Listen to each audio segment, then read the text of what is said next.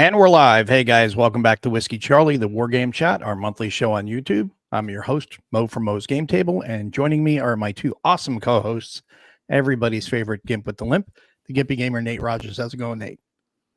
It's another glorious day.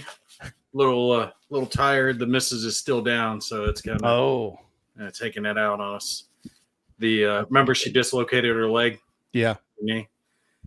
We found out it's worse than we thought because the doctor originally wouldn't do the MRI to see if she had torn anything. Really? He's like, no. Just you need to walk on it, start bending it.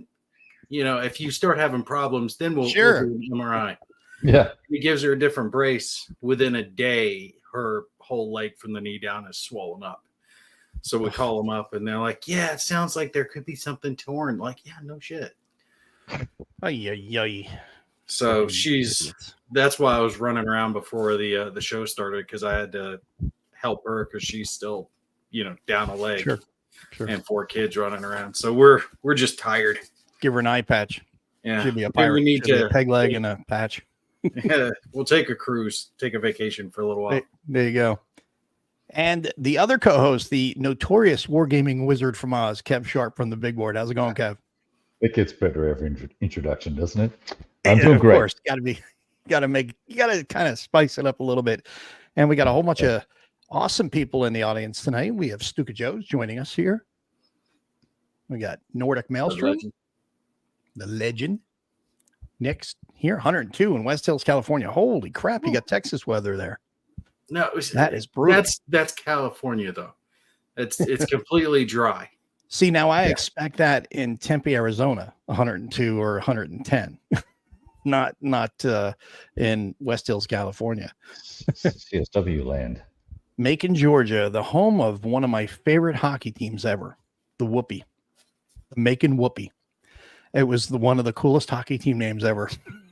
That is a cool name. It was greatness. I was like, I wish they would have kept that team around. It's just such a cool name. That wasn't a professional team, was it? Yeah, it was. It was like a minor pro. So like AA level. Very cool. Funny. Yeah. I see Tony's here, Fango's here, John's here. Tony's here. Hey, Tony. Cooling down from a long ride. Oh, are you taking your bike out or motorcycle or bicycle? Bicycle would be more of a tiring one than a motorcycle. Although the motorcycle would definitely wear you out anxiety-wise with the idiot drivers on the road. Definitely not something you want to be doing.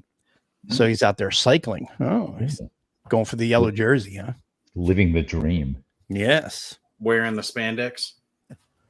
And the helmet. With the I'm trying to imagine Tony in spandex. It's just not a good look. We're going to give him a complex now. So what have you guys been doing?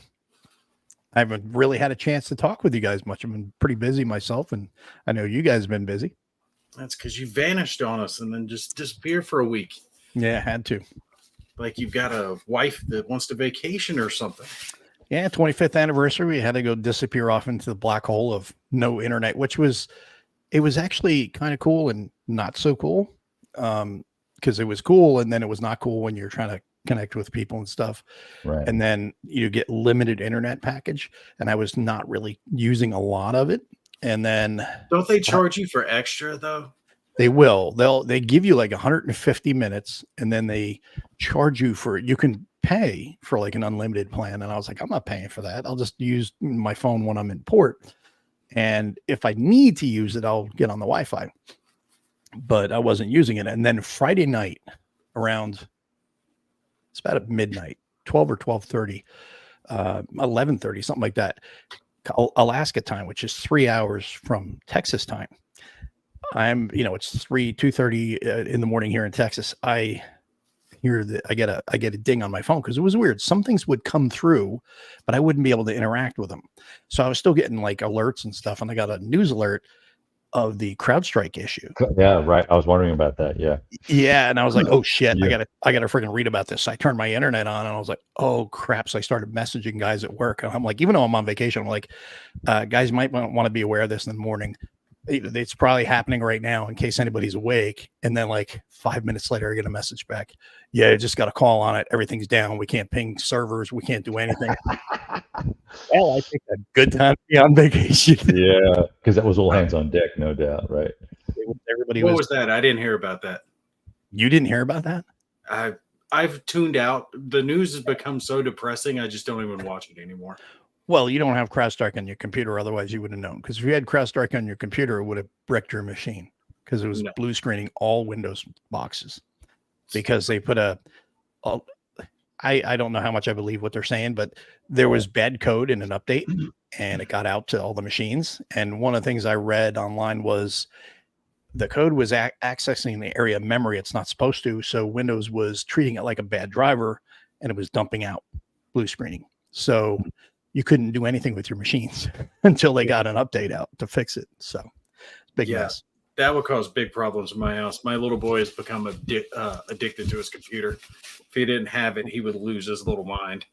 Well, only if you had CrowdStrike on it. It wasn't affected. If you didn't have CrowdStrike, it didn't affect mainly servers, I think. Because it was everything, all Windows boxes. It even took Windows Cloud service down because of that. Yeah. So like it took banks, airlines. I mean, it was global too.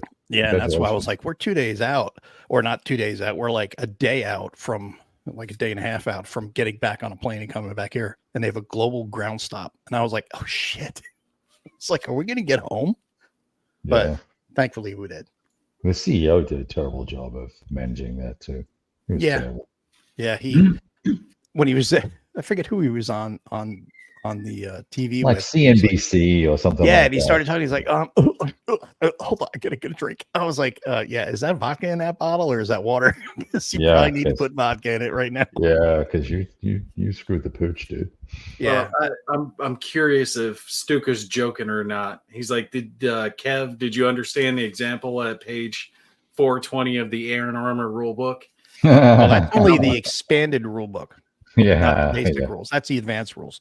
I could see it being that big. No, it's not that big. I'm glad that Stuka is up to page 420.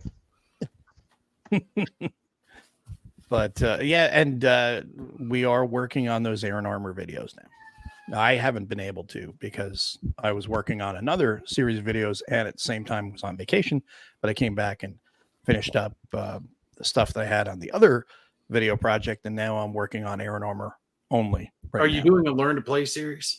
Yes. Just 1-2 videos? How many are you planning on doing on this thing? 4D? You're doing 40. You're doing 40 videos. 40 hours of video. No, not 40 hours. 40 short videos. You're gonna be like, 3, 4, 5, maybe up to 10 minutes long, something like that.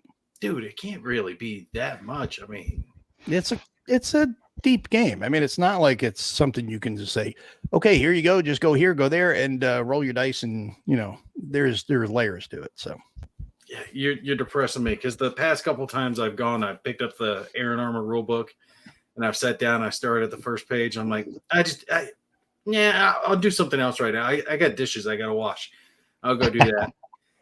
And I'll come back and I'll try again later. And it's just like, I know the every journey begins with one step, but I just don't want to take that first step because it just seems so big. You know what I mean? I want to play it. I want to get it on the table. I just don't want to deal with a rulebook to do it. Well, that's going to be an issue then for any game. I know. It doesn't matter what the size of the rulebook is. It's going to be a problem if you don't want to deal with any rulebook. But, I know. This is funny. Bill's been, eating a lot of hell over the rulebook. We all know that. Mm-hmm. It's not Bill's fault. Well, I mean, he published the game. He's the publisher. It's the designer. It's not, you can't. Yeah, you can't say that. Any publisher can't take the heat over publishing a game that, if people don't like the way that the game, the rulebook, especially Compass's model. Compass's model is you bring me a game, and it's a war game. I'm probably going to print it. It'll get some level of scrutiny and some level of play testing, and I don't know how the system works over there, but they'll print most anything, and most of the stuff they print is pretty good.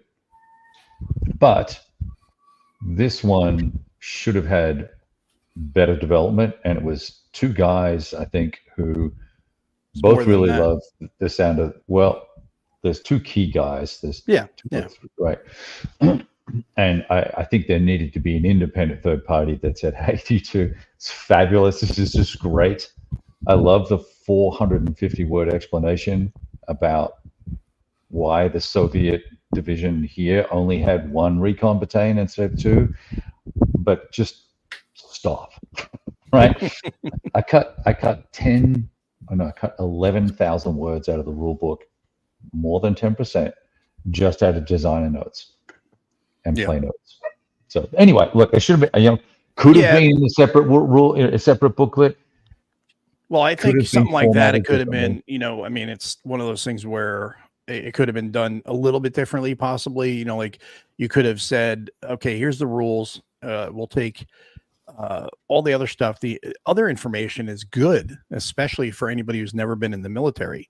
And even those who have, it's still good to read of the ways things were handled in the 80s, So what you do is you could turn that into like a doctrine book and then have the rule book be just the rules, and then the reasons behind the way the rules work or why they're there. Plenty of examples of that all through like the next war. I mean, starting with the classic 76 or 81 or whatever it was, the next war, that's how they did it. They had order of battle booklet and doctrine booklet, and then the rules. And then, but you know what? That's the thing. And I had said this to you before, and I think even Mitch agreed when I said that you can't. First off, I'm not one that reads a rule book cover to cover. Generally, I'll breeze through a rule book. I'll look through a book. I like to sit down with the game and work through the rules that way. You won't breeze through this rule book. No. But what I mean is I like to read through a rule book while I'm playing the game. It's generally what I will do. I'll skim a rule book beforehand to see. I don't know that you can even do that. I couldn't. Let's put it that way. So anyway, I don't want to labor the point on this. No. Yeah. But what I'm saying is talking about the game anymore. So. No, what I'm saying is next war I felt was the same way. It was the type of rule book you couldn't really sit down and read cover to cover. It didn't follow in sequence. I was referring to SBI, but that's okay. Oh yeah. No, I just think that if you go off, which is what I do with next war, you go off the sequence of play, and then you just follow the rules and you learn it. And that's the way NATO was. And I think this is the way it's best to learn air and armor. It's just going to be a lot longer because there's more steps and things like that. So, but hopefully the videos will ease that for a lot of people. Yeah. Well, look, if you want to watch 40 videos, right? So there's the rub too. I mean, I all I'm suggesting is that more thought and less words would have gone a long way towards making this a much more accessible game. It went from about 18 or 20 pages of rules to hundreds of pages of rules, and it's just painful.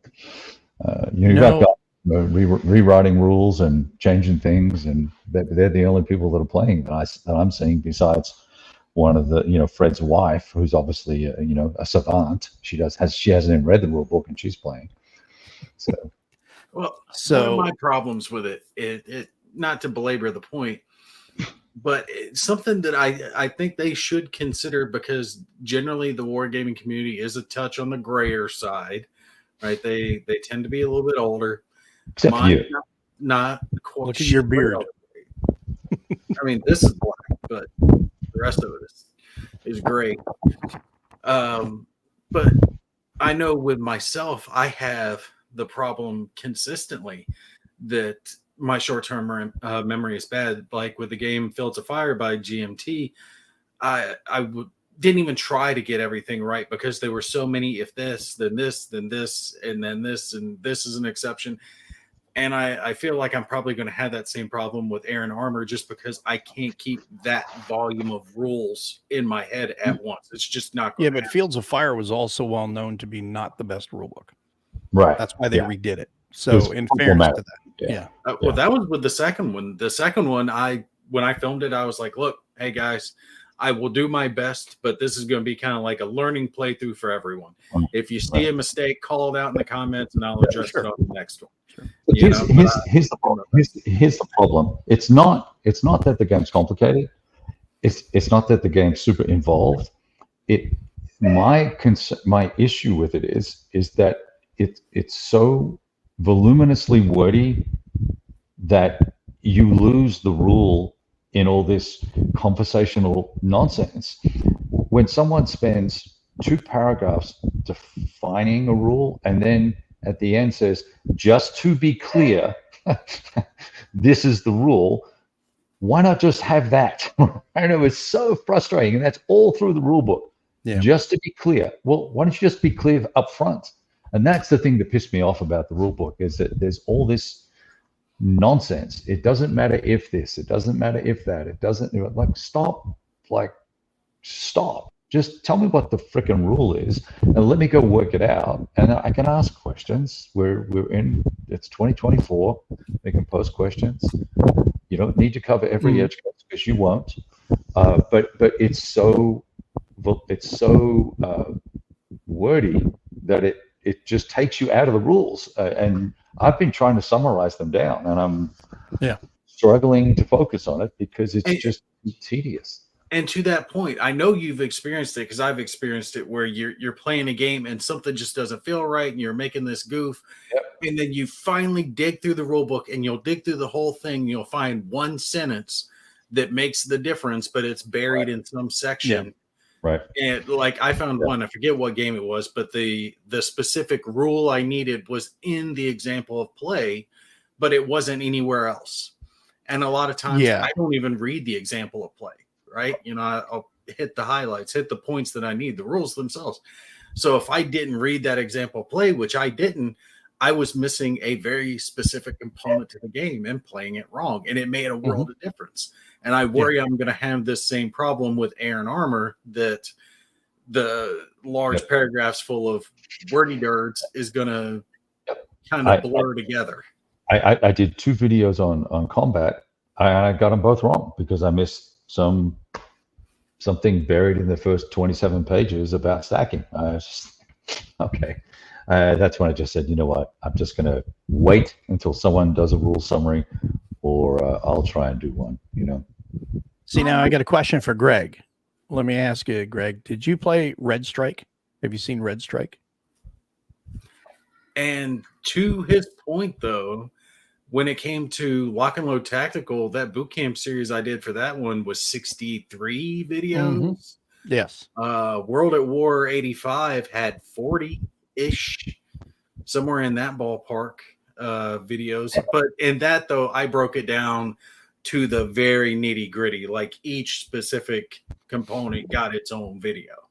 Yeah. Right. Yeah. And that's kind of the idea with this, is to give each bit its own little video instead of, that's like cool. When we do the other learn to plays, like for example, the one I just finished, it's going to be 5 videos for the last gamble. And that's a dense game. There's a lot in there too. That's a 72-page rule book. So there's a lot of things with movement, especially because movement's rather difficult in this game, given the terrain and stuff like that, which is accurate. But that's going to be, you're going to have to rethink things. I think a lot of people are going to be like, wow, I want to get this guy in a fight. Well, you got to get him there first. Yeah. I'm excited to read the rules for that rule book and then do a compare and contrast and see how it works. And let's keep in mind for Red Strike too, that a lot of the challenges with that game, despite the fact that it won a bunch of Charlies, is that it's the laborious nature of the gameplay that was a challenge, not the rule book per se. I think their rule book was actually quite good. Long, but good. I have a dog barking. I'll be back. Yeah. I think it was like 30 something pages, like 36 or 38, something like that. It was 740 pages. Red Strike? Yeah, I think it was less than 40 pages. Red Strike was not 40-page rule. No way. I'd have to look. It was at least 50. I don't have it, so don't. I'll have to get my copy and pull it up. But actually, no, I can probably pull up the digital copy. But the reason why I was saying that is because we did 43 videos for the Red Strike game. So in a similar fashion, 3, 4, 5 minute videos for that. So I think we need to. Have you seen that guy, goofy looking, looks a little nerdy, dark hair, has glasses. Yeah, And he does, Nate Rogers. fuck off. He does generic games. He does learn to play videos for generic gaming. Rodney, you mean? Right? Yeah, that's his name. His learn to play stuff. Yeah, Yeah, how but to play you it or notice whatever. how his videos are just one video. Well, they're different games. You're talking about games that are Right. fairly short to teach. You're talking 10 Great. minutes to half hour. Yeah. But I've been trying to kind of steer myself more in that direction, and I've noticed an uptick in viewership as I've changed how I've done it, where I've focused more on the highlights Sure. than getting into the nitty-gritty minutia of it. So Yeah. I might do a review video that just hits the highlights, like specifically the video I did for Imperial Borders. I used the sequence of play as the, speaking of which, if you guys did back Imperial Borders, the people who were behind the game War Room, it did finalize a couple days ago. So yay for them. Good job. Nice. But I did the sequence of play as my kind of like guide on how I did it, and just a rundown of this is the basics of how you're going to play the game. It gave people enough to understand whether or not the game was for them without hitting every single tiny thing that they were going to get involved with. You know, I think we need to kind of work in that direction, because I just don't see people getting it, and I'm not hating on it, because I've done it myself. The 40 videos, 50 videos to explain a game, but you put in all that work, and that might benefit a handful of people, but I don't think most people are going to watch a 40 video series. And how long are each one of these videos? If they're longer than 5 minutes, you're going to lose attention span. You see what I'm saying? Oh yeah. Yeah. I think it's just too much for one game, and we need to try to streamline things and narrow it down. Yeah, well, I mean, it depends on the game. It also depends on who's teaching the game. You know, like Greg was saying that, you know, Third World War, we did 2 videos for that, and it was like 2 hours, you know, between those 2 videos, which is fine, because I try to keep them about an hour or less each if possible, just to keep people from going nuts. But I'm looking here now. I wanted to double check.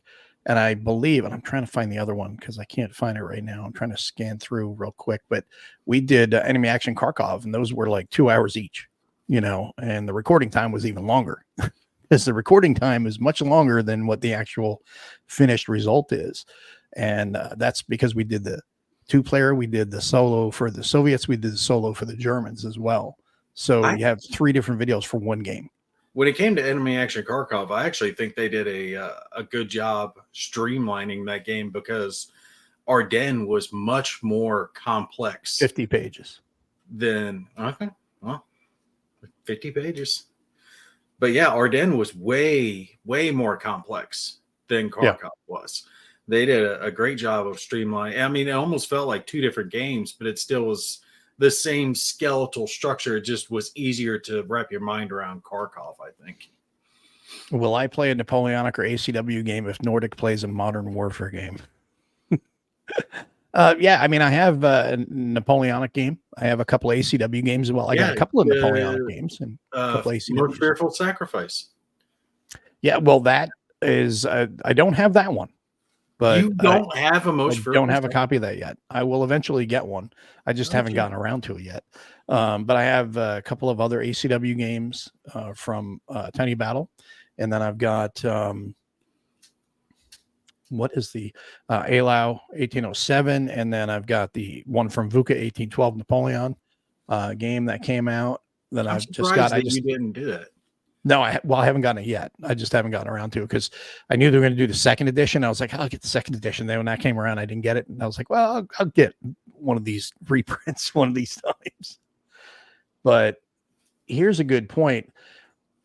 Stuck is saying people prefer to see how a game plays a couple of turns and then how the game flows instead of a tutorial. But the funny thing with wargamers is, and I agree with you, they do, but at the same time, because I know you probably hear this too, Joe. Okay, it's great that you're showing a couple turns how to play, but okay, now why are you doing that? Why is that done that way? Why is movement done that way? What's stacking like? And what kind of DRMs are there? What's the CRT like? What's this like? What's that like? How's air support handled? You know, it's going to just open up a bevy of questions at that point. And that's where it's the hard thing to get that balance. But to your point about, the how to play games that Rodney does, totally different games. We're talking games that he does generally are in the neighborhood, and I'm not knocking anything he does. I think he does a fantastic job with those games, with those tutorials. But we're talking, he does tutorials on games that are anywhere 10 from pages, 2 to 3 pages of rules up to 10, maybe 20 pages for some of the more in-depth ones. But also with those hobby board games, if you look at those rule books, they're like, there might be 20, or even some of them might even get, especially like Fantasy Flight and stuff like that, they get to like 30, 40 pages. But there's a lot of big text, a lot of big pictures and stuff like that eating up a lot of the page too as well. So, it's one of those things. Just a different thing altogether. Stefan played a big boys, GBACW. What was that you were playing at the con here, Kev? Was that GBACW? Yeah, great campaigns, I think. Okay. Yeah, because for some reason, I'm just not as drawn to ACW as, I don't know why. It doesn't draw me like some people get drawn to it.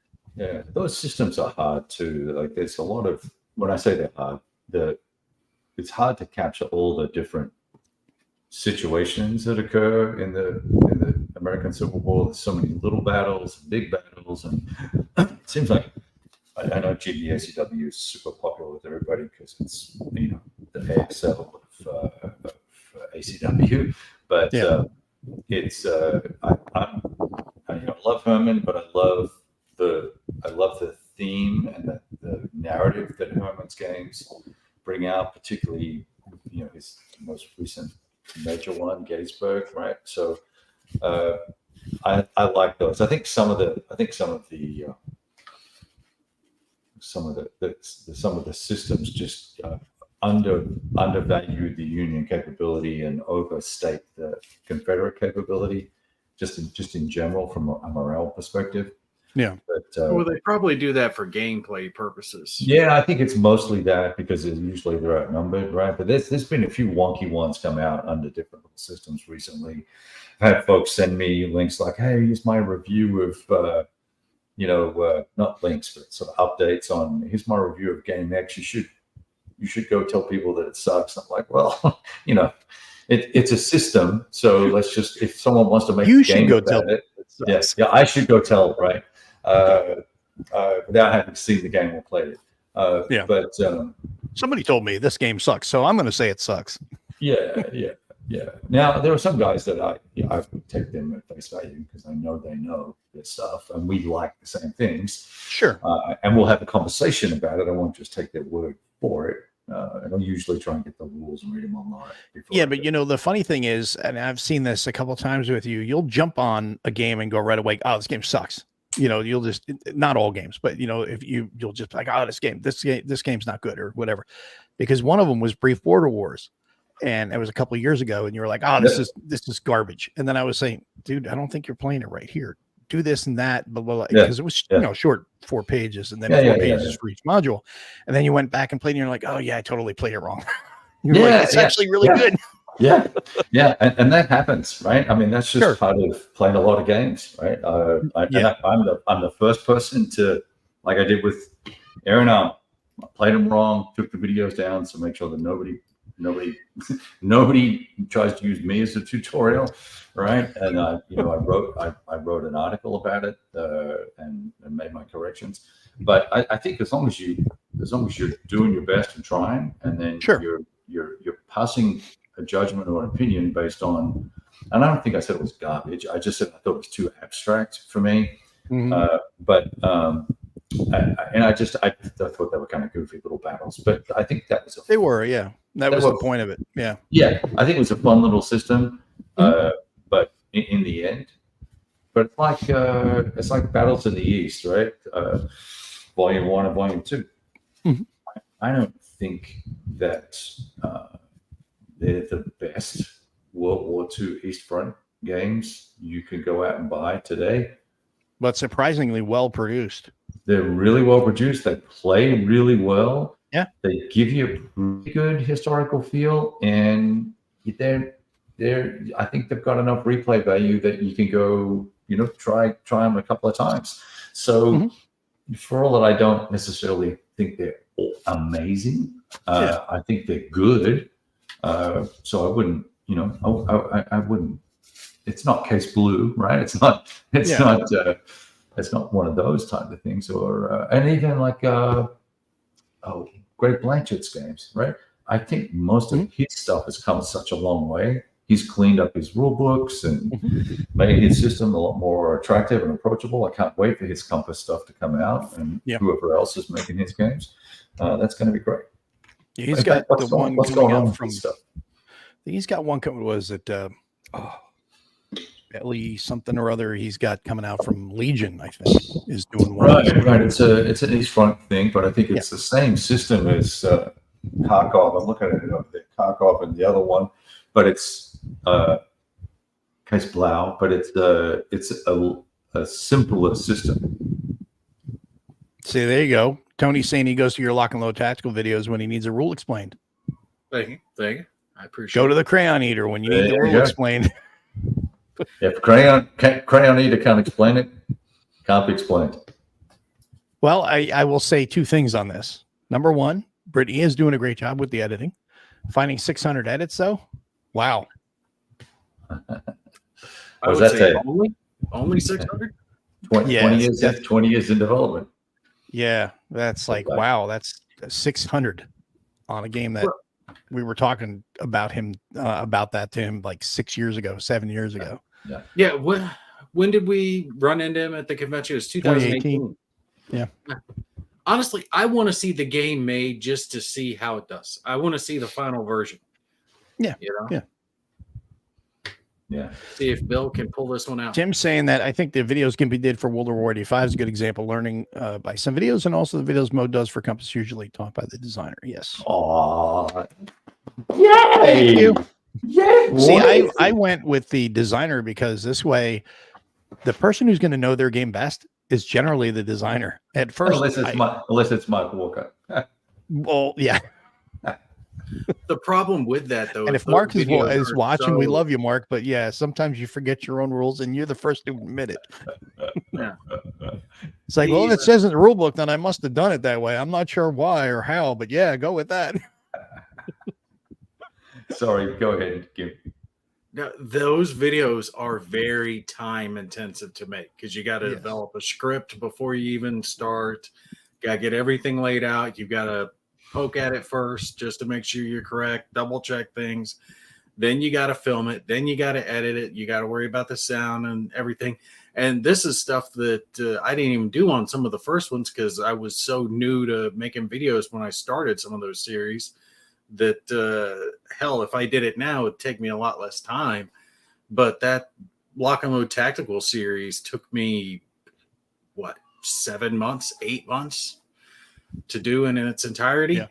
And hell, it's not even finished. I just couldn't finish it because David never sent me the last graphics that I needed. Remember, he updated to 5.1. Yes. Right. Yeah. And I told him, I gave him a choice. I was like, look, I can go ahead and start now, but you'll have to send me the digital graphics and I'll superimpose them because I didn't have the physical counters. Some of them. Right. And I was like, I can superimpose those on the screen and just take care of it and editing afterwards. Or I can wait to start the videos until you get the counters. He's like, oh, go ahead and start now. Go ahead and start now. Okay. I do the videos. And then afterwards, he sends me the physical components. And I'm like, David, I can't insert physical components into a digital video. It doesn't work that way. I need the file. Oh, okay. I'll get it to you. And then I just never hear back from him on it. And I'm like, okay. I can tell you, I can tell you for the Last Gamble stuff, we started that in May. And I just did the last edits for corrections changes that Rich wanted. And when I got back, I started working on those late Saturday night, worked all the way through Sunday, and then finished up 3 a.m. this morning, I guess it was. Yeah, it was this morning at 3 a.m. And then I uploaded them and I sent it to him. So there's been a crap ton of effort put into those videos. That's awesome. It's like over 10 hours of recording. And I got them down to under 5 hours of watchable, video. So that's awesome. I admire both of you for taken on these sort of tasks. It's not my core competency. Anytime I've tried it, it's usually not turned out well. So I like to just, if by example, just as I'm talking about a game, sure, I'll walk through a combat, and it's usually right 90, 80. Well, you're different too in that you do things different. Well, you're very different, but I mean, no, you're way different than a lot of other wargamers, even. Yeah, much different than I know, much different than I am, much different, I think, even than Nate is, because you're the type of guy that when you get a game in, you want to throw it on the table, start playing it. I'm the type of person that I'm a lot slower in getting a game into a game, because I'll sit down and I'll like absorb everything as I'm playing it really slow. And then I'll understand, I'll take notes, and I'll make new player aid sheets if I need to for myself, just because that's just the way I do things. I just consume it differently. And then unless it's a game that I'm already kind of inclined to, like if it's like Air and Armor, for example, or NATO or something like that, I'm going to dive into that a lot harder than I would something else.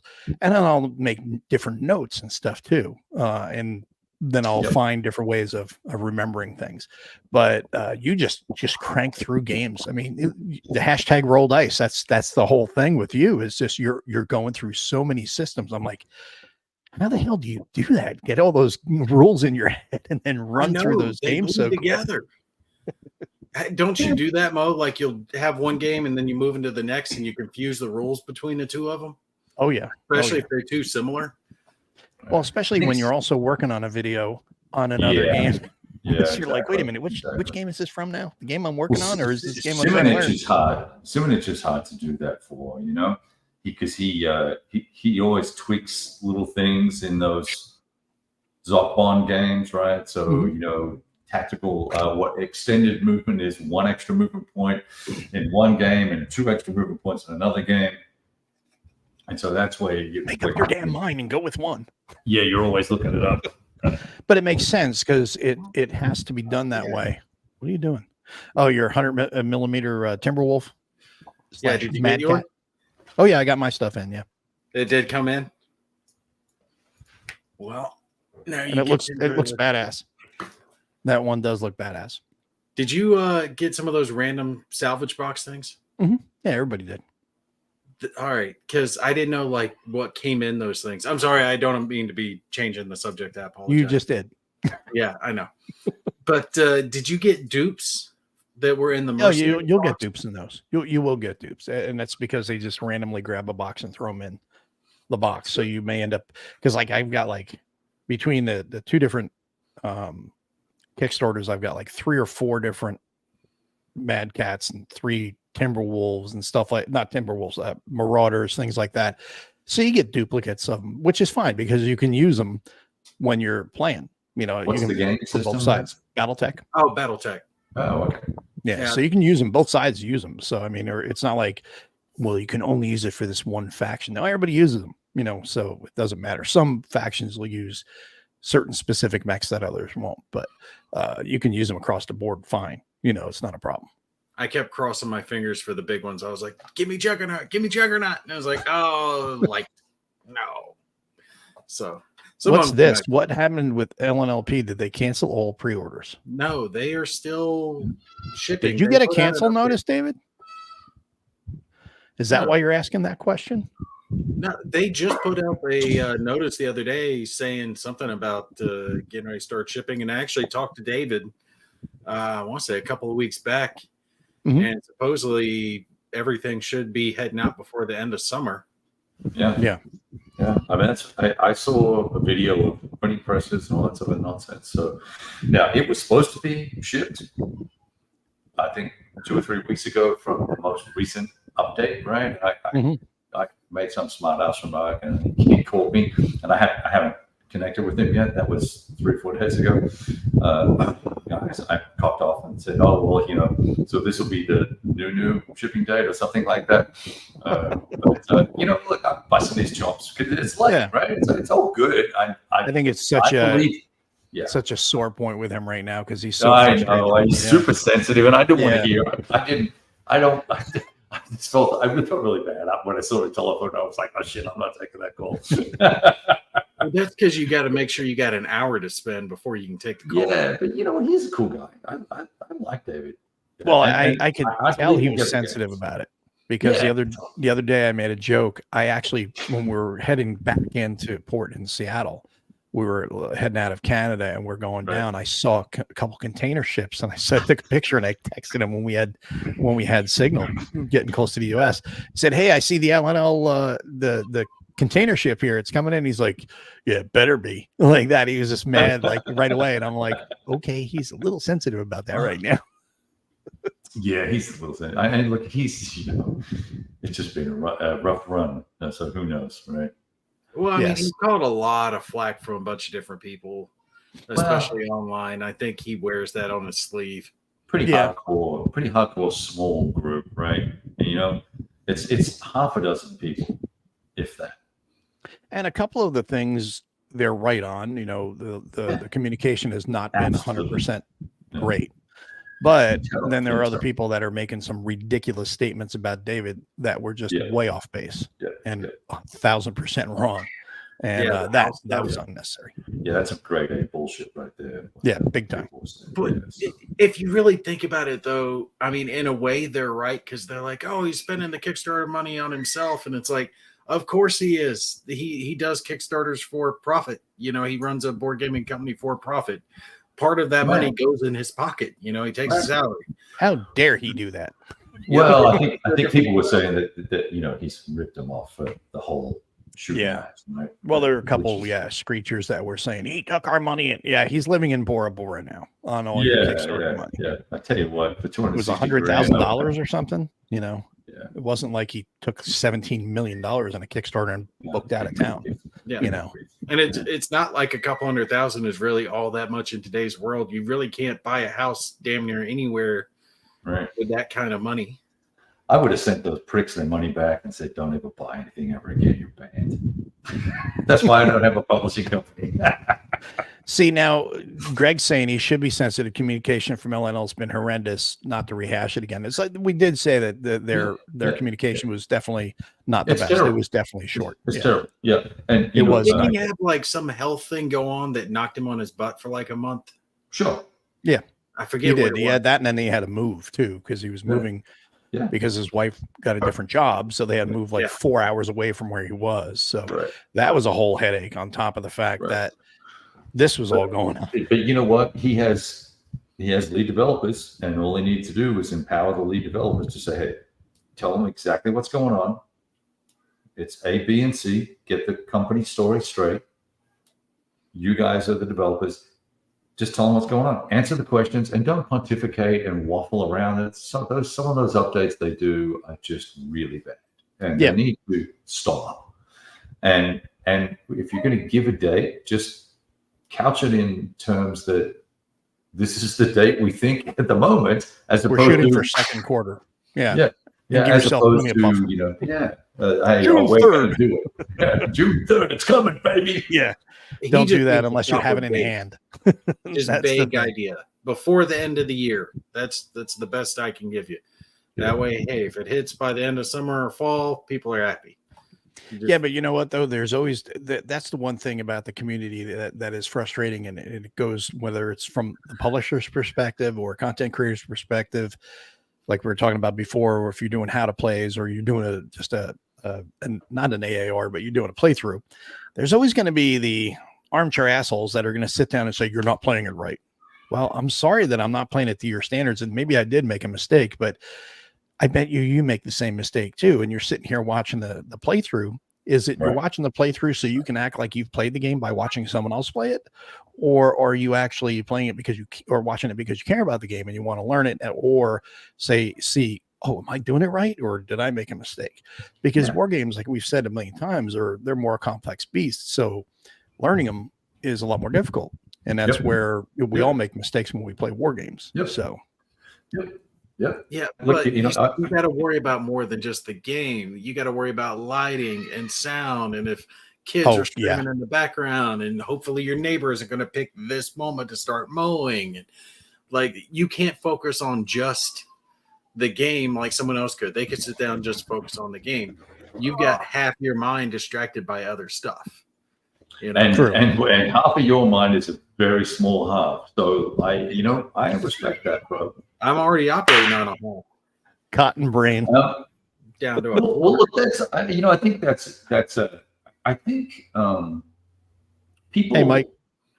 I would look at YouTube channels about our hobby as free entertainment, and if you want to chip in some money to whoever's asking for money, that's cool too.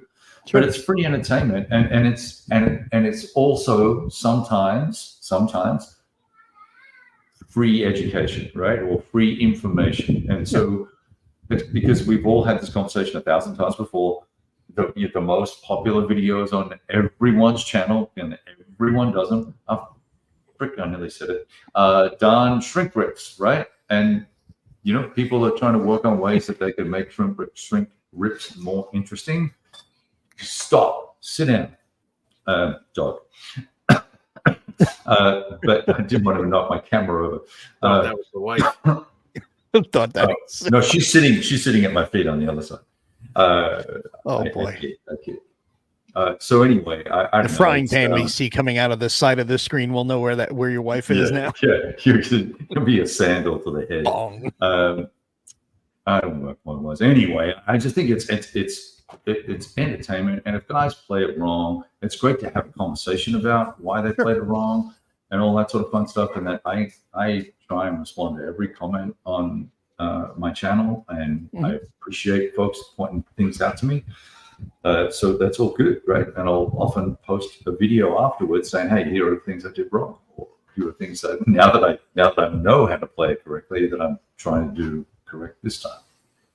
Yeah, and that's the thing is you have to remember, we all do this for our love of the hobby, and we like to get out there and share it, and at the same time we like to talk about it, shoot videos, whatever, and we all do it in different ways. Kev sits down with his phone, puts it on a little tripod, puts it down on the table, and talks directly about the game, shows you the action, and talks directly about the game.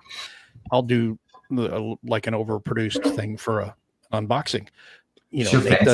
Nate does these playthroughs or review throughs, which are fantastic, and then he puts his little face on the middle so it like creeps you out that he's watching you watch him. Yeah. He's like, is too good. My eyes on you. But no, the point is we all do things differently, but it's all done for love of the hobby and to share that love of the hobby. And people, if they want to complain about it, it's like, listen, what are you paying for it? You're getting it for free 99. So don't complain. I got a question real quick. Who's the actor in the Star Trek movie, Star Trek Generations, the bad guy? Eric Bana. You talking about Generations? No, that was Malcolm McDowell. Doesn't Generations look just like him with his hair combed that way? Kind of does. You see what I'm saying? Like I've been sitting here thinking, like I just got a haircut. It's got all this. If he had the darker hair and he had the like Drew eyebrows on the one eye, then he could be a Droog, and he could be Malcolm McDowell when he did Clockwork Orange. Yeah, it's been driving me nuts the whole time. I've been trying to figure out who the hell he looks like, and that just stuck in my mind. Bad guy from Star Trek Generations. This is a great point too. Suka Joe says, I love it when viewers ask me real questions about a game I made a video about 8 years ago. Oh my God. Or they'll comment on something like, oh, you made a mistake on this, and it's a 6-year-old video. And it's like, yeah. And I can't even tell if you're right because I don't remember the damn video. I did a video on that. Right. Exactly. I get that all the time on my videos. Some guy's been going through like a whole video. So it's like, dude, I really appreciate it, but stop. You ever catch someone like you irritate someone and then you go back and look and it's like all your videos now have one thumbs down because that one guy's gone through and ding, ding, ding, ding, ding, ding, hit all of them. It's probably the same jackass that gives ones on all the games on BGG. Right. Do you guys get thumbs down? I've never seen these things. I'm sure I've never seen a thumbs down. Just look at my hair and other videos. Oh my God! You killed Captain Kirk, Kev. How does that make you feel? Yeah, I haven't watched that series. I don't know which guy it is you're talking about. Find him for me. I need to see him. I turned off comments after 2 years. What was his name again? Malcolm McDowell. Malcolm McDowell. Look him up after the show. Malcolm McDowell. I'm telling you, he's the guy from Clockwork Orange. He's done a bunch of things. You know who he is. You see him, you'll know him. He's a great you'll actor. recognize him.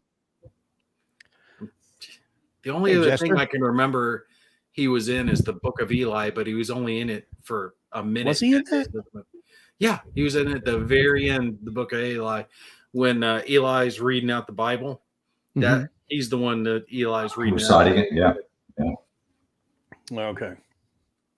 Yeah, That's it's right. only for a couple minutes. That was a cool movie, actually. I enjoyed that. That movie. was good. Oh, it was Denzel. Of course, it's good.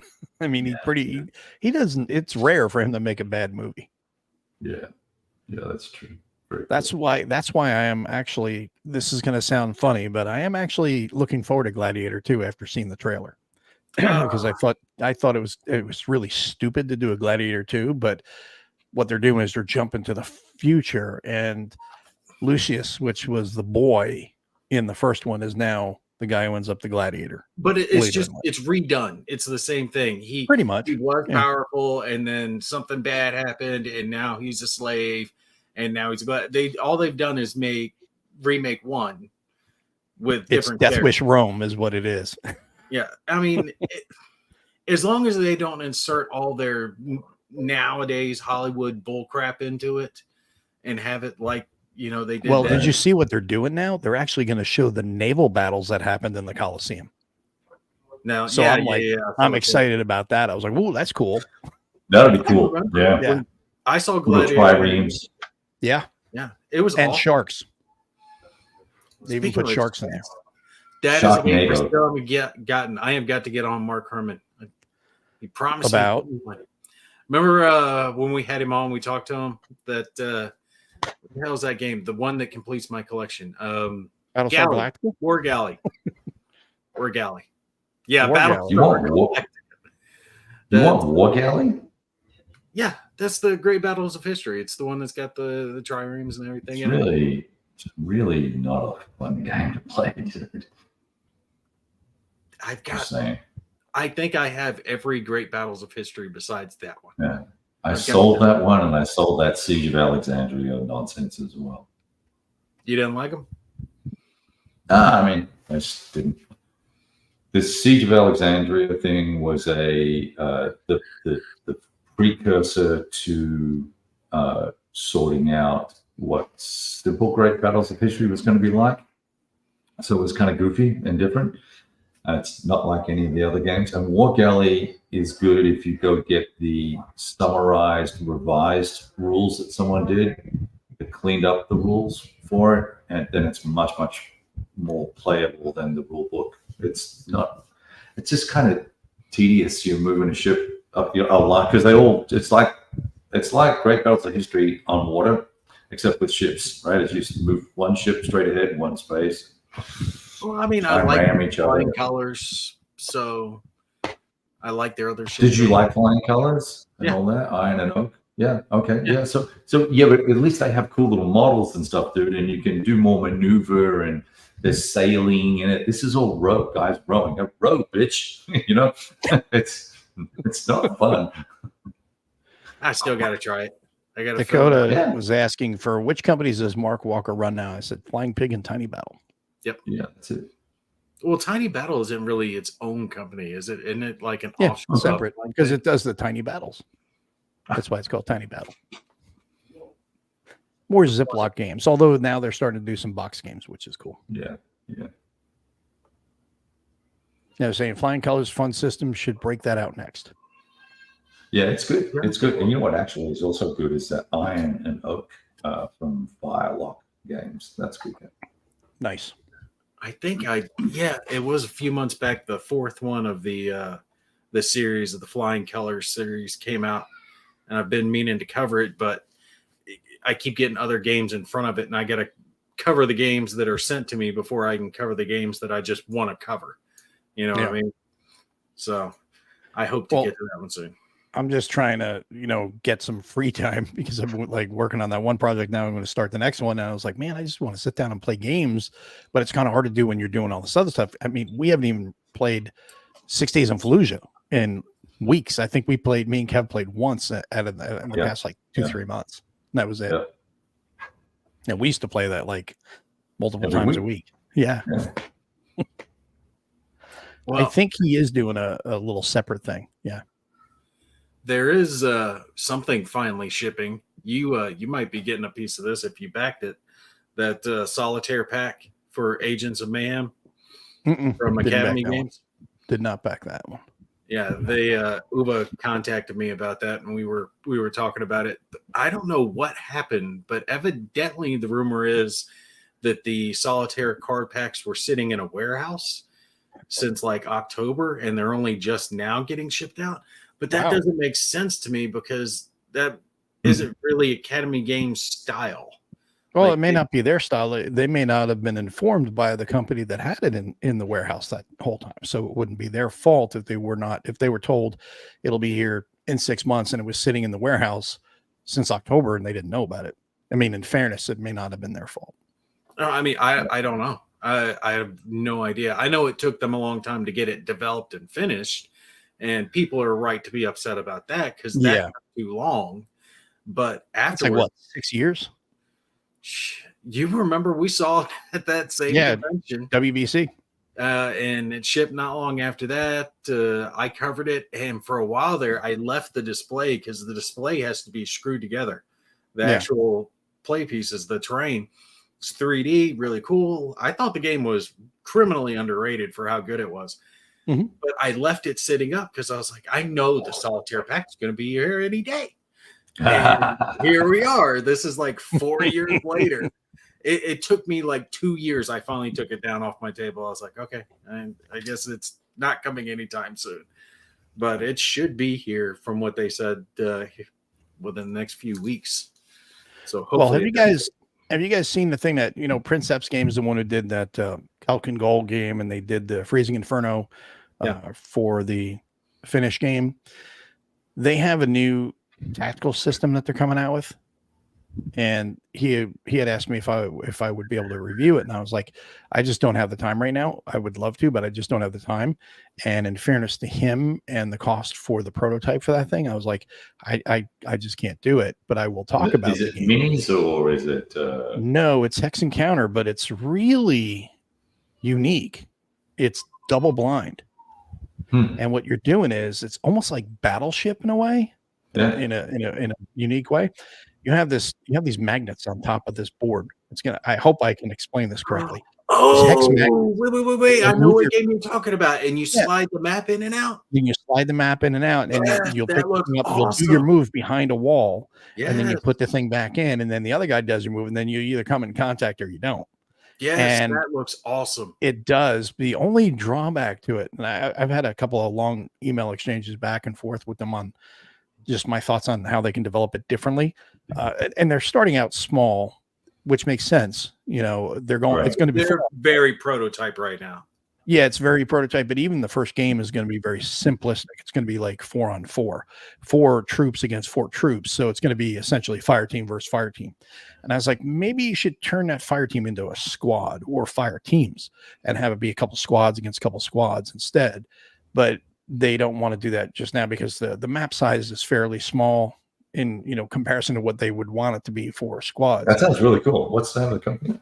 Yeah, Princeps Games. That's the ones who did the Freezing Inferno, the Finnish game. Okay. Yeah. Cartoony map. They're really advancing their stuff. They're stepping their game. Cool. You'll know what it is if you see it. It's got all the hexes are covered in black hexagonal pieces. Magnets, yeah. And those are the magnetic pieces that stick down. So if your soldier moves forward and he has a sight line of 2 hexes in a 45 or 60 degree angle, you peel them off. You peel those off and whatever is in. So you and your opponent are both sliding the maps out. So as he moves his units and you move your units, he's marking down because it's like dry erase where his pieces are, his counters are there. So when he slides his map back under, if he's moved or has his unit within your sight line, it will appear under those hexes that you've now revealed. It is kind of hard to describe, but you can only see where you can see. Yeah. It's like a 2-player ambush in a way because everything is kind of unfolding in front of you. That's pretty cool. I would love to reach out to them about that. I can get you in touch with them. Just to read the rules. It reminds me. Reason why is it reminds me of City Fight, which was fire team based and used a megahex searching routine. And I really liked that game. I think that's still one of the best modern tactical games available in the universe. It's awesome. City Fight was very cool, but it was double blind as well. So Joe saying he recommended to him not to publish it because it's going to be a lot of work.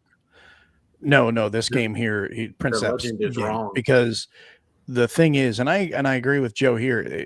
Number one, it's going to be expensive, so it could be cost prohibitive for some people. The other thing is, it's going to be fiddly with people moving stuff around. So that's one of those things that could be, challenges for some people where they're going to say, this is just too much work for what you're getting out of it. Me, I'm like, no, this is really cool. They're 6 feet by 4 feet that have 10,000 counters on them. Oh, I know. But not everybody wants to play those either.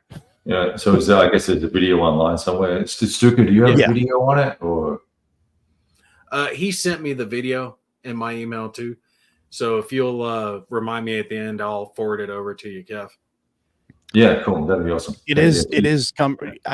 I agree. It's kind of cumbersome, but I'm thinking more fiddly than cumbersome. It is big and it does eat up a lot of space, but like I said, the drawback is the price point is going to be high, and it's justified because of components. It's definitely going to be going to be expensive. I think if you're innovating, innovating, people are going to want to try it, and then if it works out and it gets really good feedback, then you can scale up, and then you can make 2,000 copies of it instead of 500 or whatever they're going to make. I don't know how many they're going to make. Yeah, but I think we shouldn't just dismiss something because it might be cumbersome or it looks cumbersome or it's not fleshed out properly yet.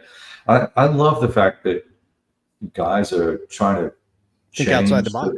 Think outside the box, change the model. We looked at a couple of games that either guys we've had on the show or that we've spoken to individually that had some unique approaches to games with minis and things like that were not your standard war game, that were quite interesting. They weren't for me, but they're interesting. Like Assault. Assault's an interesting game.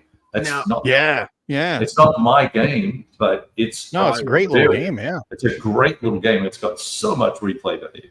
Yeah, absolutely. And let me add this in before I forget.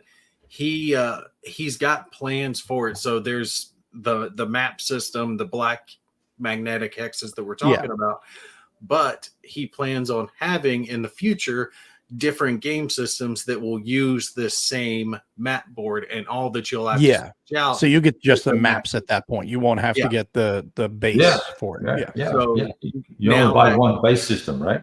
Exactly. You buy the one base system, but then you can replace the map, and suddenly this is a sci-fi game or a fantasy game or whatever it wants to be, war game, tanks, anything, right? Using this system. So once you have it once, then the cost prohibitive nature of it goes down because you're not having to buy the whole package the next time out, so on. I like what he's doing so far. I think it looks really cool.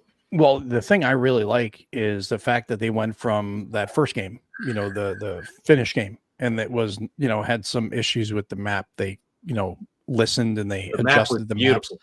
Now the map is, really, it's a lot nicer. Then they did Calc and Goal. They have that system down pat, and they can keep doing games using that system, which is a really great intro system for people. And even Grogs can enjoy it too. So it's not like it's just for intro war gamers, but they're going from that and they're going into this. So it may not be, it may change and evolve into something else, and I hope it does. But like you said, I mean, I'm really impressed with the fact that they went from this Finnish game, which is like an intro level game. They're jumping into something, trying to solve the double blind issue that we don't have, that you need an umpire for. They're trying to remove that from the game. So that's pretty cool. And the only way to do that is if you can't get someone that's going to sit in and play umpire, you're going to have to do something that's going to be labor intensive for both players. Right. Yeah. Look, if you look at it from the perspective that it's cleaner, probably cleaner and faster than a double blind umpire game, then that's kind of your benchmark for how much time it might take or how much paperwork's involved or rules or whatever the case might be. And given that it's all prototype-ish, it's cool. Let's just have a look at it and see what happens. I'd love Tony, to. you are joking, right? Tell me you're joking and you're not being serious. The middle where he's talking about kickstarting an amazing gaming table. I hope he's referencing that bad one that I talked about previously as a joke, and he did not actually back that thing, because if he did, I've got some real estate in the middle of the ocean I want to sell. It's probably that one. And he laughed, so he busted. It was the one. That's awesome. Yeah, he wants to do a solitaire system for it too. Yeah, and Keith talking about you need a referee when you want to play that, and we did. I mean, that was one of the better game experiences I've had in a while. Was when Kev and I were playing Silver Bayonet refereed. That was cool. Yeah, I wish we could. I would love to yeah. go back and do that. Yeah. Who refereed it? Some guy who actually asked us if we wanted to try it and play it. Yeah. We're like, yeah, okay, we'll play. And we were like, how's this going to work? We don't know. And he did it in a really interesting way where he was like giving you intelligence reports and things like that. And then you would say, okay, here's what I'm going to do. I'm going to scout. I'm going to move these units to here, here, and here to the different hexes. And he would move them. And then he would tell you based on, whatever both sides were doing, because he was seeing everything. If you were in contact or not contact, or you were just getting rumors from people in the village saying, oh, they saw a VC over here or whatever. So it was kind of neat. It was really cool. And, you go chasing down blind alleys. What's that? Yeah, and I was going to say, and he refereed all the combat and did the whole all the mechanics of Silver Bayonet. It was cool. It was fun. It was really cool. And then I'm like, okay, I think Kev's going to be over here, so I'm just going to jump out. I'm going to run down that way. I jumped down. I got smacked, and I was like, you fucker. And then he's like, hey, you're not going to do that again, are you? I'm like, you son of a bitch. And then he goes over to attack on another hill that I was where my guys were. I'm like, oh yeah, well now I'm going to friggin' unleash hell on you. And I like sent everybody out, artillery missions, everything. And he's like, you're really pissed now, aren't you? It was so much fun. I was like, this is great, because you're waiting to hear back what happens. I'm like, yeah, he can't be over there. Oh shit, he is. He just crushed me. And then I kind of returned the favor, and you're just waiting for the reports back, which was kind of neat, because you feel like you're the commander in the tent waiting to hear back reports from the field, which I thought was pretty cool.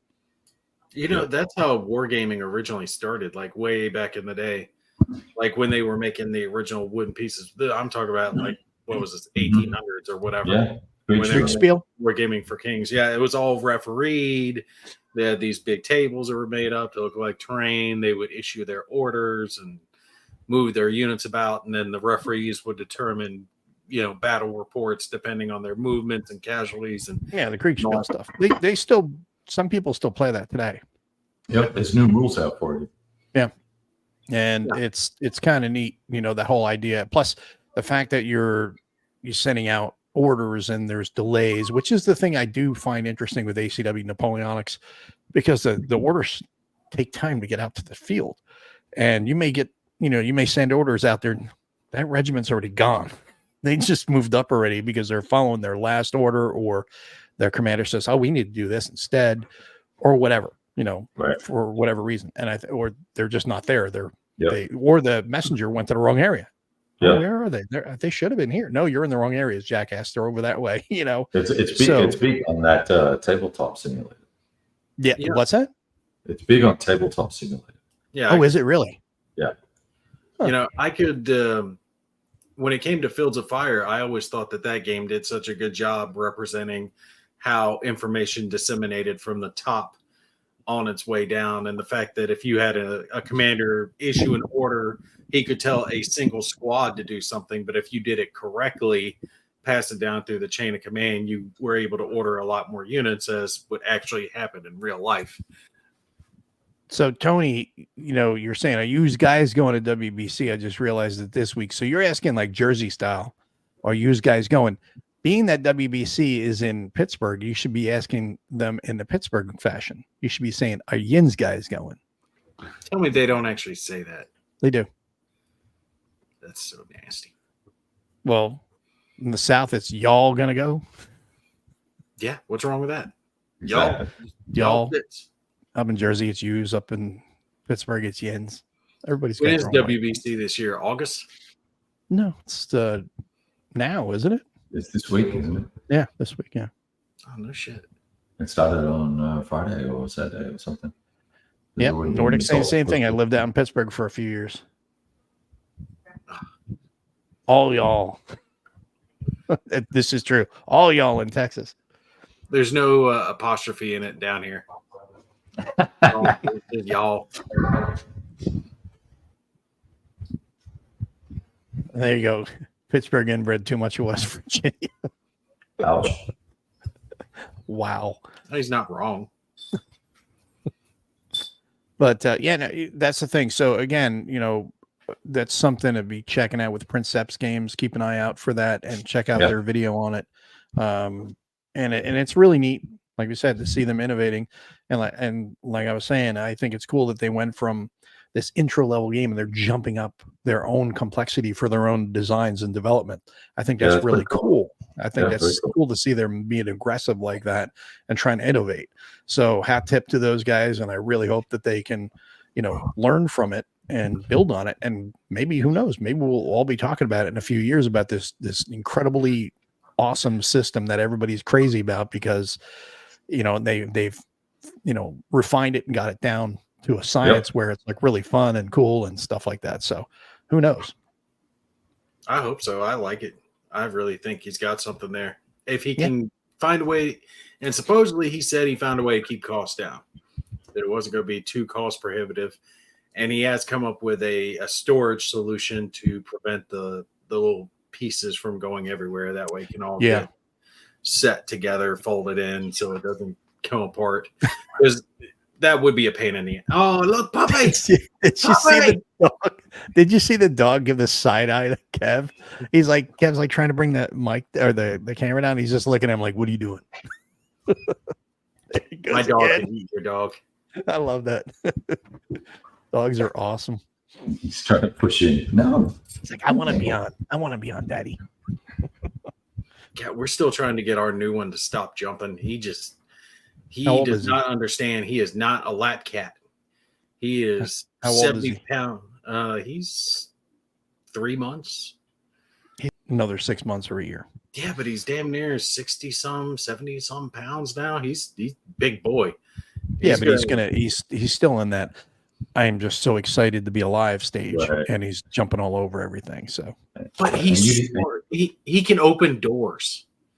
Literally, he figured out the way that our handles are. They're sideways. Mm-hmm. That if he jumps up and knocks the handle down, the door open. And he kept trying to chew, because we've got right by our door a little mudroom area set up where you leave your shoes and whatnot. And he wants to chew the shoes. So I moved him into the closet, and I come out, and he had opened the closet, dug in, pulled the shoes back out, and was just sitting there, going to town. We can't stop him from chewing on stuff to save our lives. Not to mention the fact that he tried to kill the wife, take her leg out. So Bob is saying that he likes your fake Beethoven. You're like the Beethoven's very real grand piano, and all dogs go to heaven. Exactly. Now my office is a mess. Tony's asking how your wife's leg is. Not too good. It's still pretty swollen, and like I said at the beginning, the doctor screwed up and did not MRI her leg right there at the first appointment. I was like, we'll just wait and see if it gets worse, and then we'll check. Well, you can tell if he's going to get an MRI because did he do an X-ray? Yeah, because they have to do an X-ray first. Yeah, before they even do the MRI. Yeah. They did the X-ray, but they're like, "Oh, well, we can't tell them." They're like, "We know because you can't see ligaments on the X-ray. You need the MRI for that." So Bob was saying that there's some new stuff coming out from him. So let's hear what he's got to say. What's coming out, Bob? Tell us. I mean, that sounded like a game show. What's coming out, Bob? Tell us. Well, I hope so. He's done some good stuff. Yeah. The Fortress. I can't remember the numbers. This is how bad my memory is. Remind me. 20th 8th Air Force, 20th Air Force. Yes, that's right. Hey, I got one of them. I couldn't remember the 8th. 20 something. Right. Yeah, I still have not managed to buy one of those games yet. I need to do that. I can send you. Do I have both still? So he's saying that World War I aviation game, West Front, 1915, 1918, late summer, early fall. Nice. Cool. That'll be good. Yeah, remind me, Kev. I'll send you 20th because I've already covered it. I'm sure I still have that one. Nice. And they've done good with the 8th and the 20th. So it'll be interesting to see what they do with World War One. Mm-hmm. Yeah, no, that's good. And yeah, it should be interesting. And now they're starting to box their games too, because now they've got the Fancy. Safe South Vietnam box game. I was like, oh man, now I gotta get the new edition so I can have the box one. Because now let me tell you, they do really cool folios where everything's really thick. The maps are thick, nice thick cardstock. Right. So are the folios. I mean, it's not like this folio where it's not like decision games. And now, in fairness, are you going to say it, or do I need to say it for you? No, I mean, in fairness to Decision, they make the folio games. They're made to be inexpensive, so you're getting that thin white core and counters and stuff, which I actually like. And for those types of games, it's perfect because you just put them in a tiny little Ziploc for the small form factor ones, and throw them in a bag. And when you go on vacation somewhere, you got a little solitaire game you can play, and that's great. But these ones are like big, really thick counters and really nice thick counters, nice thick maps, and folio's just fantastic. And I was like, man, the only thing missing is the box, because I want to put them on the shelf, not just put them off in the Ziploc on the side, because then they get in that Ziploc pile that is just all disarray. It's all in disarray. And so I'm glad that they're starting to do some boxes now. That's cool. Very cool. Yes, both of those are great. It's Fortress Games.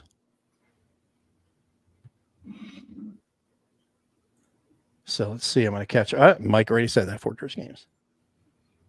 Stigler. Virtual version of counter clipping, digitizing pieces for vassal. And let me ask you: do you round the corners on the vassals that you do? Because that's the same thing, that digital clipping. And why would you do that? Just make them square. But it's not going to matter if they're jagged.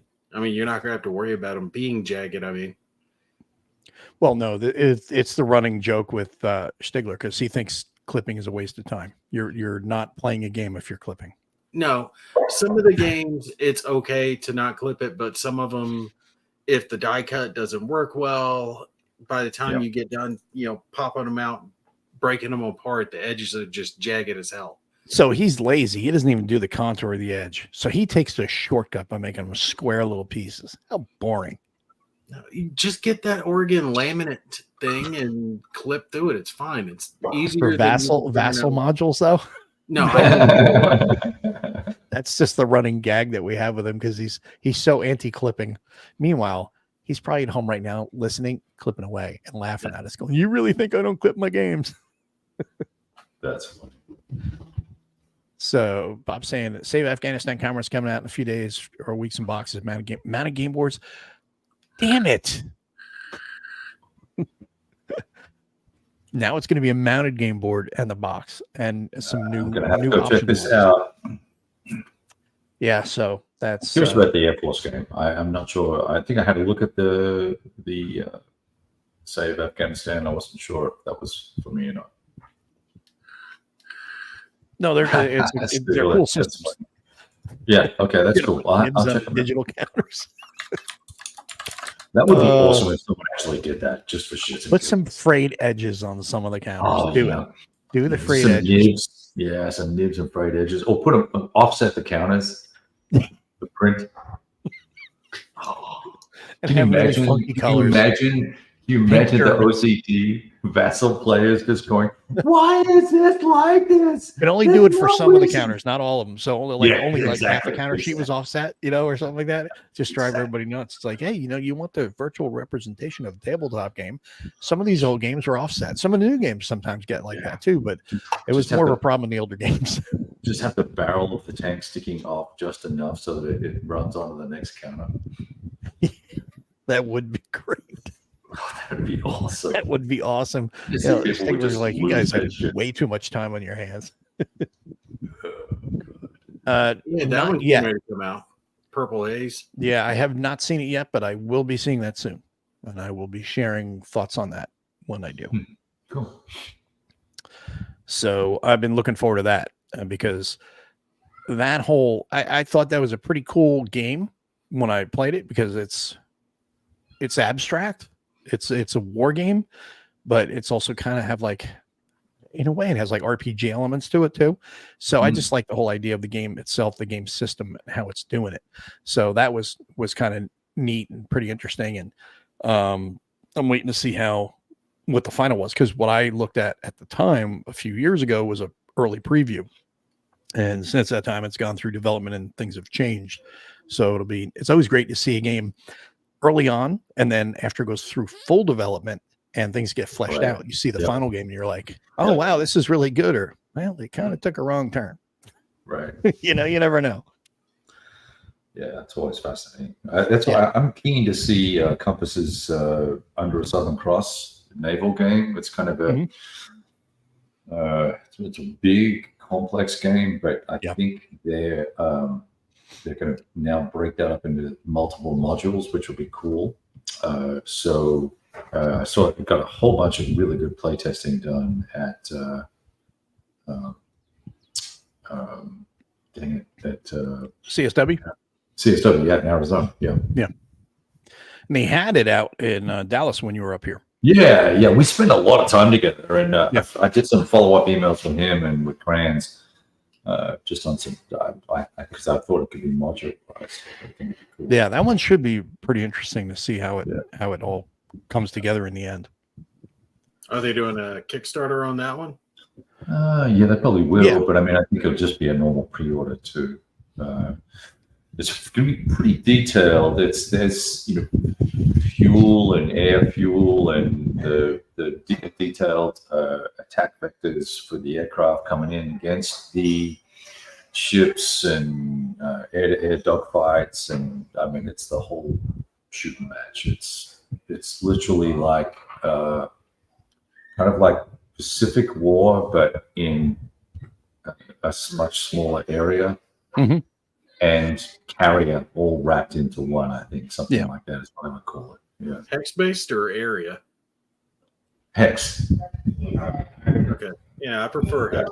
I have to give that one a look. What was it called? Under the Southern Cross? Under the Southern Cross. I'll listen to it. It's still in development, but he's got some posts about the gameplay. It looks really cool. I like Naval, so I have to give that one a look. Yeah. As far as Compass goes, I'm still looking forward to their next in the Tank A series, which I think is going to be British Tank Ace. Yep, that is going to be up on there for sure. And Bob's saying Southern Cross looks good. Such a shortage of great naval games. That's true. Yeah. It's not a subject everybody jumps on either.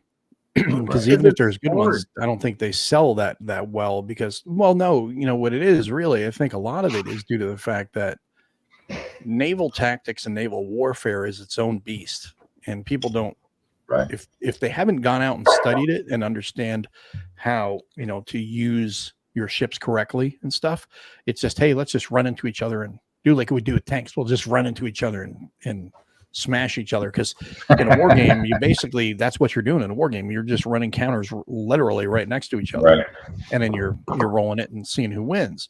Okay, try that in something like MBT, where it's actually a tank tactical game, and you're going to be like, oh well, that you're going to die real quick in armor if you fight that way. Well, and it's the same thing in naval. There's some games like that old one by DVG, Nimitz, When you first open it, it looks really good with all the ship counters and all the different plane counters, and you're looking at the map and you're thinking, wow, this is going to be great. But then you start playing the game, and to do it solitaire, they come up with just random movement for the Japanese. And with it being totally random movement, there's no real logic behind any of the choices they make, which I think ruins that game. It would be a good game otherwise if there was more thought behind the AI of it, because otherwise you're just like whack-a-mole and hoping that your forces aren't wiped out by a blob of the Japanese. So I understand it can be difficult. And then you got the other end of the spectrum with what's it called? That decision games when the really, really big one. Pacific War. War in the Pacific. War in the Pacific, yeah. War in the Pacific. Something like 10,000 counters in it. Every detail represented. Fuel, have to transport it, all the other crap. Too big to actually play. Usually the tactic is very straightforward for the Navy. Don't sink. But send in the Marines. Send in the Marines too, yeah. Make sure you have the weather gauge and cross the T on the enemy formation. Very true. That's pretty much, I think, the only thing that people understand with naval tactics, because I am not very well versed in naval tactics. It's something I need to learn more of. But also, naval tactics have evolved now because weapons have a much further reach, than they did before. Like in World War II, where they were actually engaging with guns. Now there's missiles over the horizon, aircraft, and things like that. That's what I'm saying. I don't think navies have the strength now that they used to, because the aircraft carrier, World War II, it was the epitome of power, right, on the seas. Yeah. But now we have the ability to launch a missile from the country, if we want to, all the way out and just destroy a ship. Right. And this can be a multi-billion-dollar ship, and it's just taken completely out. And that can be done by aircraft. It can be done by a missile. It can be done by anything. So when you have a ship that's carrying 5,000, 6,000 sailors and Marines, and it has these multi-million-dollar equipment on it, and it can be taken out by one missile, hits it in the right place, blows a hole, and it sinks. That ship power is just not worth what it used to be. Uh-oh. Now you're starting to sound like you're all on with the MLR. Who are you talking to? You. It sounds like you're all on board now with the MLR concept of just having Marines be rocket chuckers and area of denial, sea denial. Look at what's happened in Ukraine, right? You had a bigger force with supposedly better equipment, but they were being taken out by Radio Shack drones. Right, they were able to fly. They were taken, but in fairness, they're being taken out by Radio Shack drones and they're also being fed intelligence by the United States military and things like that. So it's not like Ukraine's doing it all on their own. What I'm saying though is you can have a man-portable rocket that's going to take out this multi-million-dollar tank. So that tank just does not carry the same value. I think we've talked about before, we're at a transitional period in the military. The equipment isn't equipment's evolving and tactics will evolve, but the whole thing with that, like we've talked about this before, I know, with that video that you're talking about, where the St. Javelin video, basically, where they had the two dudes that were just sitting there and it took out a T-72 and it just went off just off to the side and it was burning and everything. It's like, well, that's because the Russians were not using proper combined arms. They were just literally rolling down a road. You do that, you're going to get popped. However, the two guys, I think it was two men that were out there for Ukraine, that took out that tank. Well, they died because they got hammered by the tanks that turned and fired on them. So it's like one of those things where, okay, it's a good trade-off. I mean, let's be realistic. It's a good trade-off to lose two men versus a vehicle, multi-million-dollar vehicle. And the men that were in the vehicle. Yeah, and the men that were in the vehicle. So, I mean, from a cost perspective, if you want to look at the butcher's bill, it's much better for Ukraine in that regard. But still, you don't want to waste life in a combat situation if you can avoid it. So it would have been better for them to, number one, hit from a further distance and from behind cover so they could have beat feet out of there. But that's one of those things. And again, for the Russians, they didn't need to lose that tank if they had just had top cover and they had screening forces out and they had infantry out there as well, it never would have happened. So that's the thing about Ukraine is kind of twisting a lot of people's understanding of combined arms in a really bad way, and tactics. Yeah. It's just, like people were like, the day of the tank is over. No, it's not. It's not. No, I don't think the tank's going to vanish, but what I'm Oh, correlating. things evolve. Yeah. The sea battles, modern day sea battles, are going to be suffering the same type of effect, considering you can have a man portable piece of equipment that could potentially take out a huge ship. Now, yes, it's going to have to hit it in the right place, but hey, if it hits it in the magazine. But the other thing too is that people need to remember, and this is again where it goes back to the MLR, which is I think one of the dumbest things ever to happen. Castrating the Corps for this whole thing, turning the Marine Corps into light infantry instead of a self-contained fighting force that can go anywhere rapidly. Is you have these guys that are supposed to sit on islands and throw missiles at the enemy. The plan, the Chinese Navy, when they're out there. Well, guess what?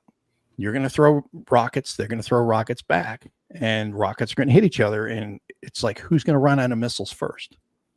Well, the Navy, they'll have multiple vehicles, or vessels out there. So they'll be able to absorb a lot more than the ground forces will. And the other thing too is ground forces are not mobile. You're on that island. Well, guess what? We're going to go around this other. Well, then we did area denial. Not really. You just made them go a different route. So, and also, if they get into an extended conflict, how are you going to resupply them? Because these missiles are not small and they're not cheap. Right. So, or it's just how you translate that into a modern day war game that is using naval power. Right. It's hard to actually abstract that into a game because there's so many swing factors now that didn't exist back in the World War II era. Yep. For sure. Well, that is a good point too. $100 million missile taken out of $5 million tank is not cost effective.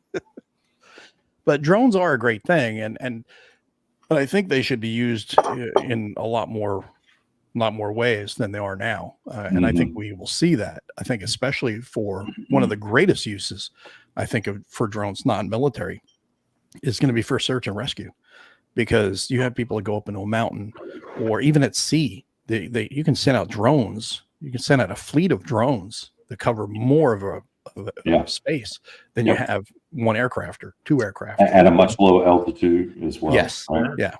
Think about those guys who fly those racing drones, right? You see them on line. They can fly that thing just beyond your comprehension, just off the little screen they're watching. They're doing flips, going through windows, looping through buildings. I mean, they're acrobatic as hell. You scale that up a little bit, put a gun on it.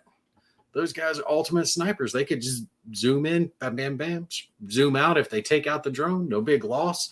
But when that becomes a thing, they're going to have things on vehicles that are just going to be like, hit, press the button, boom. It's going to just put up, RF, what do you call it? Chaff, basically, and jam it or whatever. So, I mean, for every solution, there's another solution. For every new vehicle or whatever, there's going to be a counter to it always. That's just the evolution of technology. Yeah, look, Bingo Wolf jammers. Yep, signal jammers. That's it. Now we go back to this one. How can the enemy press a button if you disable his hand? I love that movie. That is such a great, drone dog fights. Yeah, that's another thing too that can become a thing. DoorDash by drone. Don't laugh because Walmart delivers by drone. Off the shelf. Yes, yeah, and that is pretty cool. Imagine if Nagumo had a fleet of drones carries off Midway. Well, this is true. I'm trying to catch back up on messages. Ukraine is oddly a mix of war, the future World War II or World War I trench war. Very true. And I think a lot of that too is, the fact that the way things are going, Russia does not need to go any further, and Ukraine's not really doing the counteroffensive. I mean, that's a whole nother subject in itself, but it's now a meat grinder, which is terrible for the guys that are over there. You know, something I heard about that is that one of the theories is that the conflicts we're seeing nowadays, the real conflict is behind food and water and no longer oil, because food and water is going to start becoming scarce. And Ukraine, was producing 20% they said, of the grain for Europe. And that's the real reason Russia tried to invade and take them over, which, I mean, I guess could make sense. Yeah, but you also have to look at the other fact why there is going to be food shortages too. Look at all the stuff that's been going on, like with the Netherlands, with the farmers in other countries too, because governments are trying to shut down farmers. They're trying to create food shortages. That's a whole nother subject too. That's not wargaming yet, although it probably will be part of wargaming pretty soon, because food, resources like food and water are things that obviously you can't live without, and that's worth fighting over. Yeah, we're going to have real life Hunger Games. Yeah. Operation Belly Row. Get your bow and arrow. So what do you got coming up next, Nate? I have, what's it called? Burning Banners on the table. Finally starting to learn that. I still want to learn Iron Armor. I just have to get past that mental barrier. I think if I can get to like page 10 or something, I'll break through. I did want to mention a couple of digital games that I covered here recently. One of them is free. You can go on Steam, download it right now. If you like fantasy style warfare, like the old school, the block formations, shields and swords running into each other. It's called SOVL, I guess. It's SOVL Fantasy Warfare. It's on Steam. Download it for free. And there are some expansions that you can get that cost like $5 a piece, but you don't have to get them if you don't want to. You can play the full game completely free. The publisher has it available up there, and it's just some expansions available if you want them. And it's really, really good. I did a video on it. Fun game. And another one coming out from Slithering Games, Broken Arrow. If you like Warno, right? Warno. Yeah. Similar to Warno. There's another closed beta coming like Warno, up. but for war. Yeah. Unfortunately, I would be filming this closed beta, but there's an NDA I had to sign, so I can't talk about it. But as soon as I can, I will. That one is shaping up to be really, really, really good. So I'm looking forward to that one. And they've got that game, if you like World War II fighters and you like the board games, kind of like Blood Red Sky, check out Scramble Battle of Britain. It's one where you issue orders to your aircraft in like 5-second increments, right? So you'll order a turn for this aircraft, die for this aircraft, whatever, and then press play. Your aircraft will execute their maneuvers while the enemy executes theirs. You're trying to get behind them, get in position. What's that your called? shots off. It's called Scramble Battle of Britain. Okay. So there was an open demo. I think that one's closed. I think they're doing another one soon. So just add it to your wish list. But it's really good. It's fun. I had a blast with that. Cool. And I think that's it for what I'm covering. What do you got, Kev? Let's see. So I'm playing Arden 44 online, doing a vassal thing on that. We're on turn 4 of that. That's been classic bulge frustration level 11. So it's been cool. I enjoyed that game, but it's very bulgy. I finished up a lock and load tactical Vietnam scenario, finished up Gettysburg Roads to Gettysburg 2 scenario or campaign. I think I posted most of that stuff. And now I'm just playing OCS. It's the only thing on my table right now. I've got back to the North African campaign from May 42 onwards.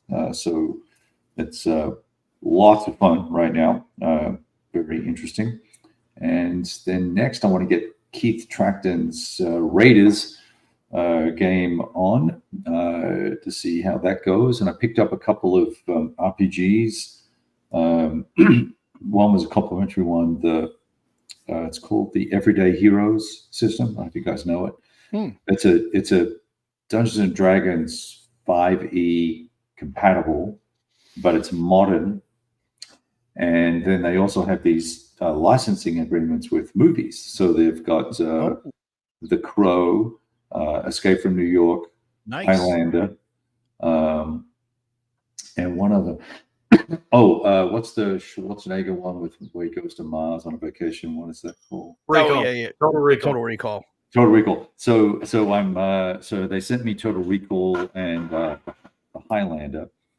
Nice. And I got geeked out about the Highlander, so I was like, okay, there can only be one. So I think I was going to say, are you the only one that's going to be covering that one? Yeah. I don't think so. But nevertheless, I'm sort of geeking out on the RPG stuff at the moment. Nice. I've been playing some War Stories and Twilight 2000 as well. So we're just solo, just goofing around with the systems. All the new modules coming in. Did you get your Black Madonna? Yeah, I did. Yeah, it's really cool too. Yeah, it is. Super pumped. Hostile. Did you get Hostile Waters too? Yeah, I couldn't help myself. Yeah, that looks cool. Is it not? Yeah, super. The ship counters are friggin' fantastic. I think they did a great job. Their component quality is outstanding. Yeah, great really. Maps and whole shit, man. Yeah, definitely. The maps really do give you that authentic feel for that time, which I think is really cool. Yes, they do a great job on that. So yeah, that's interesting. Now, one of the things that we'll be having in an upcoming show, we're going to work out the logistics on it, is going to be getting at least one, maybe two guys from the Burden of Command team on, because if you guys recall, if you're a longtime viewer of the show, we talked to those guys about 4 years ago. Didn't they have a digital game they were doing? Yeah, and it's coming out. Yeah, I remember I'm in the closed demo right now, closed beta test, and I cannot share anything because I have NDA, like you were saying with the other stuff with Slytherin. Don't you hate that? Yeah, but they are going to allow us to share some things over time. But so I can't go into details on the game other than the fact that it's going to be real interesting, I think, for a lot of people. I think it's going to be a game that you're going to want to check out for sure, because it's kind of neat how they're doing everything. The title is definitely fitting. The Burden of Command, because you're making the commands for your troops. It's not like you're just, it's groggy too. You're moving guys around and firing, but you have to think tactically, and you don't want to lose guys. You're going to lose them, but you don't want to lose them. And how you do things matters, because you push your guys, hell, I don't care that you're tired. We need to get here and accomplish the mission, but they might be tired, which is going to degrade them a little bit. Or do you give them a break, and now they're not as tired, but now you're behind, and that can also have bad repercussions. So, it's one of those things where you really you do have to think, and things you do have effects later on too. So I think that's really cool. And I think they have been very ambitious with what they started out with. And I can see now why it's taken several years to get this going, because it's really neat. I think they have something pretty cool in this game. So as time goes on and we're allowed to talk about it more, and I can show some video and stuff, and I get more time to spend with it, because I have been kind of limited with the video projects we're working on, but we'll be able to share more of that. And I also have a beta key that I got in for Gettysburg from C3I. So that should be interesting to see how that translates to the computer screen compared to the analog game, the board game itself. They have a release date yet for the Burden of Command? Yeah, it's going to be either late this year or early next year. Right. I believe that's what it is. And there's going to be a demo in the fall is the plan. Very so cool. not too much longer till people will be able to see it themselves. So they're really they're moving right along with it, and they're pretty organized. I will say that they really have things organized real well. And then of course 6 Days in Fallujah, they keep evolving their stuff too. So we got to find some time to go play some of that. Yeah, we need to get something. We need to get on that. Yeah, we have. Hey, actually, speaking of codes, I think I still got an extra key for Warhammer Battle Sector, which is a hex and unit movement type game, tactical game. So if you're into 40K and you don't have the game, send me an email. First one that sends me an email gets a go. Emails in the description of all my videos. And if you're interested in 40K and you don't want to spend 40K to play it, Yeah, That's it's a why good it's called game. I 40K. like it. I've done a review on it. It's really good, fun game. So if you're into 40K, it's definitely one worth checking out. But if you don't have it and want it, first one sends me an email saying they want it, I'll send you a code. Very cool. yeah, brick wall. Of course, he's got the brick wall. It fits his head. Excuse me. But yeah, we're going to be wrapping it up here, guys. Really appreciate you tuning in. And that's why I wanted to do a round table of what everybody's got going. And, you know, maybe this SSVOL game that you were talking about, maybe we'll have to take a look at that. Maybe we'll throw that into our Friday night fights because we haven't done that in a while either. And we need to get back to doing some of those. I would love get to into some brawls on a Friday night with some whiskey and some good chat and hanging out online with a bunch of really awesome folks here that tune in and join our show. So we will catch you guys next month. Appreciate you tuning in tonight and have a great night, everybody. See you next month.